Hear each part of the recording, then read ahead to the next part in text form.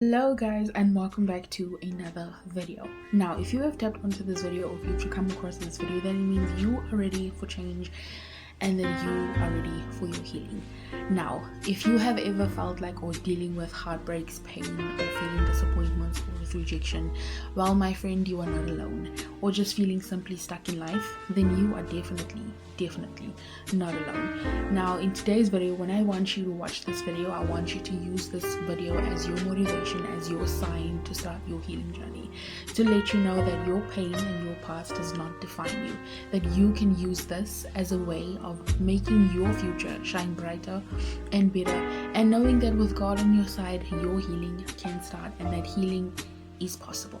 So before we do get started, please don't forget to subscribe to my channel, like this video, share it with anyone who needs to watch this video or who needs it, and let me know in the comments guys what you guys think and what you guys have learned from this video. I would love to know more, and without further ado, let us get started. Heal and let go. I used to think that healing was about being okay, being fine, moving on, being happy, laughing, having fun, or pretending that you were just fine. Putting up this front in front of people you knew, or people around you, or people that cared about you, that were like, oh, I don't care, I don't bother myself anymore, I don't worry about them anymore, I don't think about them anymore. But in reality, I 100% knew that deep down inside of me, I still cared. I still felt that urge to just text you or check your social media or check your page or your account or whatever. I still felt that urge and be like, you know what, I just want to text you and ask, hi, how are you doing? How are you feeling? What's going on? Things like that.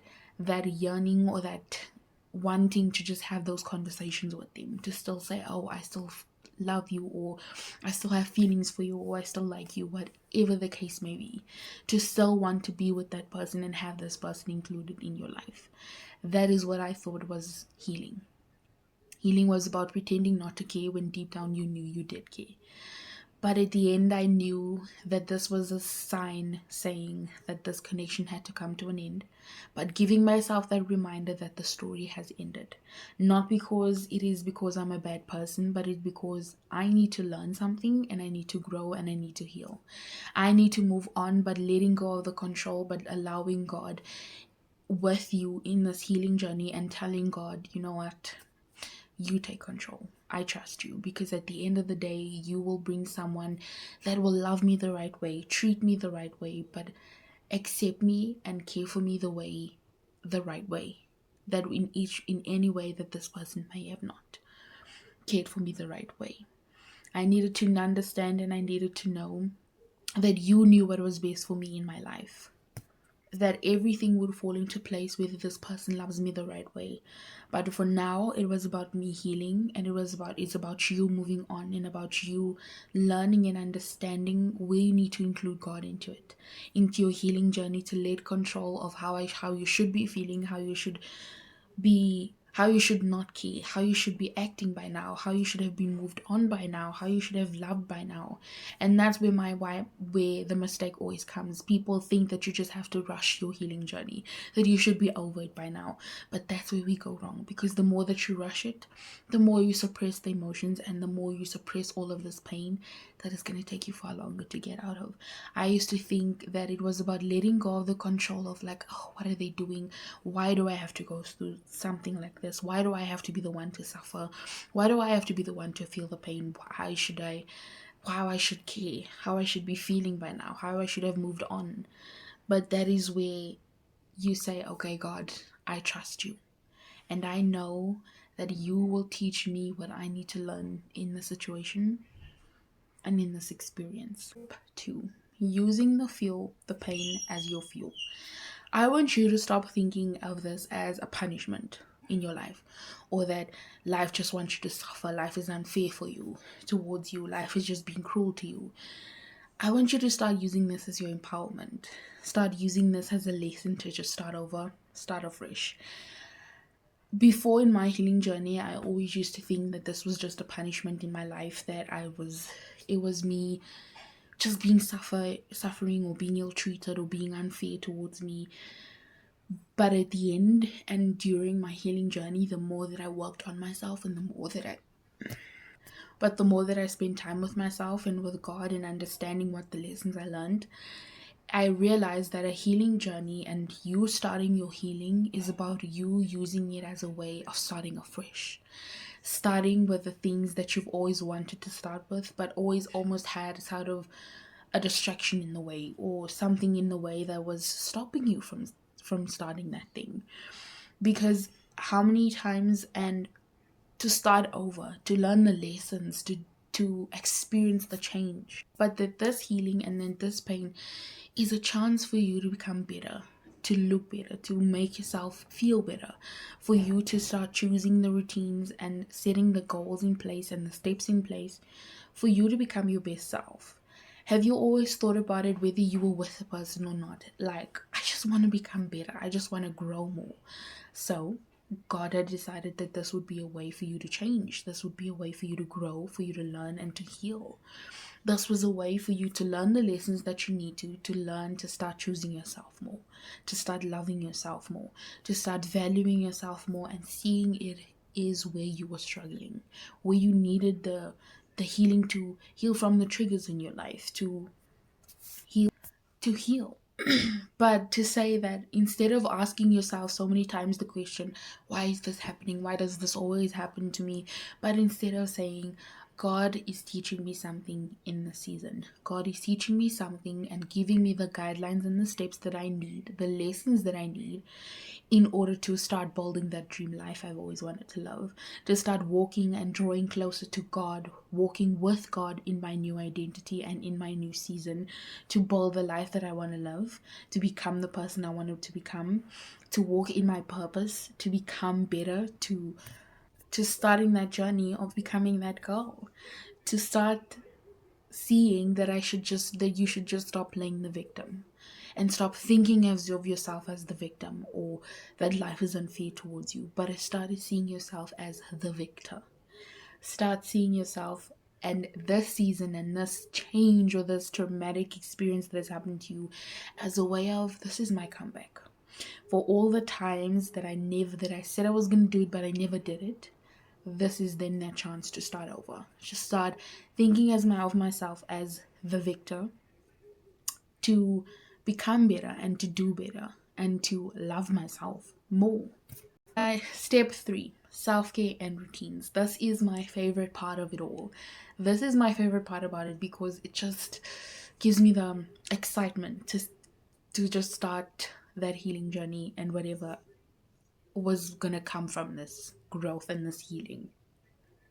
For me, healing was about setting a proper routine and involving more self-care with for myself, to start creating a safe space where I was able to speak with myself, talk with myself, speak with God, and ask myself the questions that I always avoided asking myself the questions that I always felt uncomfortable with, because I knew this was a way of me healing.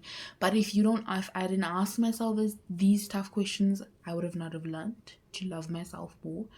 I would have not known to grow more and to learn and feel more, because of, if the more I would have not created this safe space. For me, self-care and building a routine was about creating a safe space where I could speak more with God, asking him where I needed to heal more, where I needed to improve more, to grow and to learn, where the triggers was coming up in my past life, in my younger self, or in my inner child, where the triggers was coming up from, where the triggers was coming from, why these experiences was always at why these experiences were always manifesting in my life.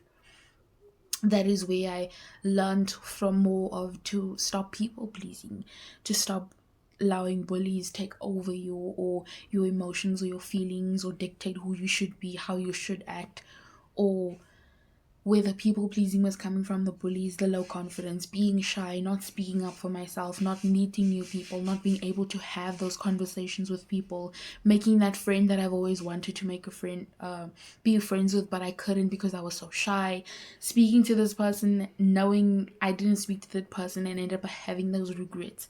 But it was about me setting that routines and that self-care, because I knew that my dream self would set this routine and the self-care for me to heal more, to glow up, and to become better. I knew this was what my dream self would want to do. And that is what you should think of. using it as a fuel and as a way of creating yourself a safe space to ask yourself the difficult questions you don't like to ask yourself, or that you don't want to ask yourself. And that's a lot of most of the times where it comes from. Sometimes we don't have that say, we don't create that safe space for ourselves to sit with ourselves and ask ourselves the difficult questions. Now, I'm going to give you an example of a morning routine that you can set. A morning routine can look like you praying, journaling, setting 5 intentions for the day, letting go of the control, letting God take control of your mind, of your body, of the way that you can honor God in that day. To take care of the thoughts that you know is gonna harm you instead of doing good for you. For the peace to come upon you just before you get out of the bed, about moving your body, watching that self-development video, watching that self-care routine, that self-care videos, or setting the vibes in the shower, in the bathroom, to have a nice self-care shower or bubble bath, whatever the case may be, and just about watching your favorite show. And then just throughout the day, it's about working on your goals. That is the morning routine I started implementing in my life. Another step to include it into that morning routine or that daily routine is about moving my body, whether that's exercising, working out, going on a walk, speaking to God while on that walk, and building that connection with God, being able to speak to Him and pray more, because a body movement is about releasing and healing, creating that body movement that would heal the old and emotion, that would heal that painful and emotional wounds. Nourishing yourself, nourishing your body, taking care of your body, drinking that water, eating healthy, drinking those healthy greens, those teas, that taking care of yourself, as because you know it is said that your body is a temple. Taking care of your body as it should be taken care of, because it's a temple. We look at many temples all over the world where we see how it's been kept clean, how it's been cleaned, how it's been taken care of, paints, touch-ups here and there every month or every week, whatever the case may be. So start taking care of yourself like that. Do the little touch-ups that you know you need. Do the deep inner work where you need the healing, where you need the growth, where you need the lessons, even if it hurts in the moment, and even if it's difficult or scary or uncomfortable to ask yourself, it's the way that you're going to prove to yourself of how strong you are. Now, I like to call this is my favorite one by far, and I've been there and I've had this experience so many times in my healing journey, where I've fallen and I've just gotten back up again, or where I've fallen and I struggled and I thought I was missing. This is the digital detox. That means you stop checking their social medias, stop stalking them, stop wanting to just search their account up or whatever the case may be, or just stop wanting to speak to them again, or just looking at stop checking what they're doing with their life. Just stop it, because you're not protecting your peace at the end of the day. And this is one thing I've learned and I've struggled with the longest. I know what it can feel like just to want to see their social media and see what they're doing with their life, so that you can feed that ache, that pain again. Be like, how could you put me something through this? But for you, it's so easy to move on. For you so easy to just love life and move on and do better and do good. But yet I'm here struggling. I'm the one crying. I'm the one feeling all of this pain. And I know what that can feel like, where you just feel that urge to just follow them so that you can show them the life that you're living now, that you're doing good without them. But then I remembered, do not believe everything that you see on social media, because sometimes people put a facade, but you don't know what's going on with them behind the closed doors, behind the scenes of everything. And it was about me, when I realized that me wanting to search their account or search them up on social media or on Instagram and wanting to follow them and speak to them again was me feeding the ache, was me feeding into that fantasy and that ache and that pain that I was feeling in that moment. But later on, realizing, if you do not do that, you're not protecting your peace. You are allowing and giving these people the control to dictate how you should be feeling at the end of the day. Imagine you started your day off in such a good energy, in such a good vibe, and immediately you feel that ache. you feel that urge to search them up on social media. You do it, you end up guilt tripping yourself, or you end up in a self-doubt again, or you see a random post about them doing good in their life, and then you're the one struggling. You don't have anything good to post about because you're just struggling.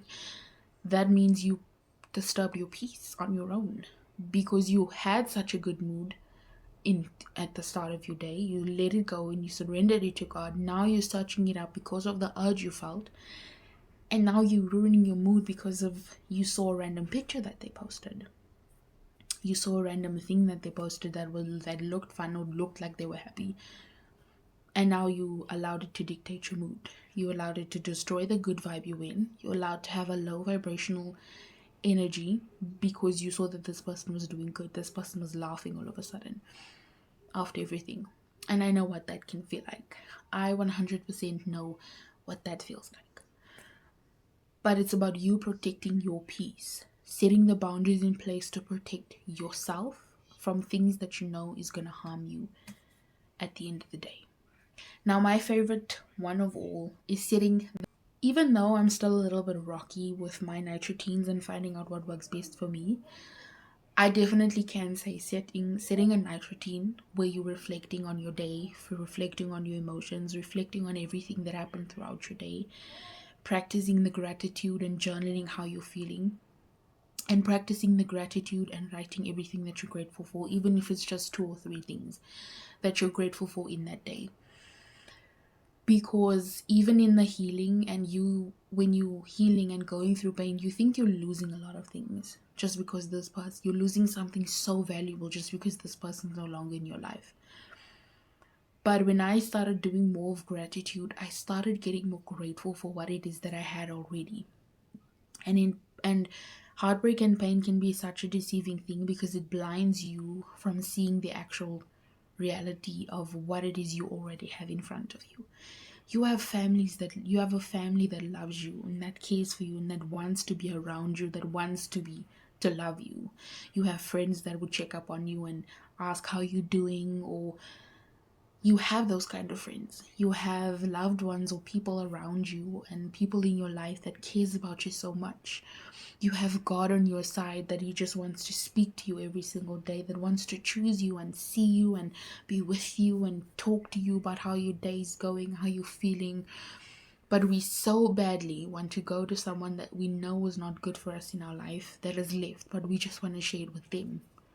We don't want to share it with the people around us. And that is where gratitude comes in, because when you start more of the gratitude, you realize and you see more of how the people in your life already want to sit with you every day and just listen at how your day is going, how you're doing, how you're feeling, how you're taking care of yourself. Setting that night routine and having the gratitude in that night routine makes you reflect so deeply that even in the moments I became so much more grateful and appreciative of the things that I have. The fact that you could sit with your siblings and say, you know what, this is how I'm feeling today. And even if you don't want to speak to anyone, you can speak to God, where God is willing to sit down with you and listen to everything that you have to pour out. Everything that you want to say, that you should have said, that you felt like you didn't say or wanted to say, God is willing to listen to you. And the more you get more appreciative of it, that I do have people that love me. I do have people that want to listen to me. I do have people that see me, that know me, and that will love me and choose me. And it becomes just more that now you realize my life doesn't revolve around this person. I can be with myself. And that is what healing and setting that night routine is about, because it helps you see the bigger picture instead of just that small ounce of, instead of just seeing the pain and magnifying it into something this big when could just have been this small. That is what a night routine, but it's also about having those self-care nights and that bubble baths, that everything showers, that self-care. But healing is not just all about that, but it is also putting the implementations and steps in for you to accomplish your goals. If you had where you had the solo dates, the self-care nights, because it's kind of, this is my favorite part of all, because it helps me reflect on the things that I have right in front of me, that you can actually see how loved and wanted you are, how chosen you are by your family, by your parents, by your siblings, by God. It just helps you see more of it, but to see how wanted you are and how loved you are. Now, leveling up your life, this healing season and you starting your healing journey is about you starting with the things, starting afresh, clean slate, clean page, doing what you said you were going to do, starting with that project operation. Me time, me is all about you, that goals, reading that book, starting that business, starting that channel, whatever the case may be, getting closer to God, becoming the best version of yourself. But to remember that your dream life doesn't happen overnight, but it happens and comes through the consistency and the steps that you build in order to have that dream life and becoming that dream self. And leveling up your life is more so just is about you showing up for yourself, surrounding yourself with people that uplift you, surrounding yourself with things that you can invest in your personal growth, in your spiritual growth, mental growth, and physical growth, where you can see how strong you've become, your the mental changes and the growth that you've received, and the spiritual growth, but to draw more closer to God, for Him to take control and to see who God really is in times like that, and to speak healing over your life, to speak life into yourself and to your surroundings, that you'll then look and see, speaking life over yourself that replaces "I can't do it" to "God, I can do it." That is my favorite quote right there. Your healing journey, and take this as a lesson, your healing journey is about saying "I can't do it." Instead of saying "I can't do it," you're changing it to "God, I know I can do it. I know I can make it out of this, and I know I can become stronger." Step number 5 is the mindset shifts. The final step, the mindset shifts for your healing journey. From a victim mindset to a student, from a scarcity mindset to an abundant mindset, from fear to having more faith, and from being broken to becoming. That is my favorite thing. Now, for the victim, from the victim to student, I like to think of it as, why did this happen to me, instead of what is this teaching me? From a scarcity to an abundant mindset is, instead of thinking I'm losing something, what blessing is this making room for? Instead of feeling fearful of, oh my God, am I going to make it through this? Or what if this doesn't work out? To having more faith to say, this is the beginning of a breakthrough. This is the beginning of a blessing coming in. This is a beginning of the right person coming into your life. From being broken to becoming someone better. Instead of saying I'm so broken, I'm so done, instead say I'm becoming who God wants me to be. I am becoming who I'm meant to be, to walk in my purpose and the vision that God always had for me. That is who I'm becoming. That is the mindset shift I want you to start implementing. Do you know how easy it is to just quickly change negative thought into a positive one? Just last night I had like this negative thoughts where I was just doubting myself so much. But immediately I was like, what if things does get better? What if things can change for you? What if that right person does come into your life? What if God has a big blessing on the way that you cannot see? What if things actually is just gonna get better? What if you actually gonna see more and more of the growth coming in and seeing how strong you are? Things can change, you know that. Things can become better.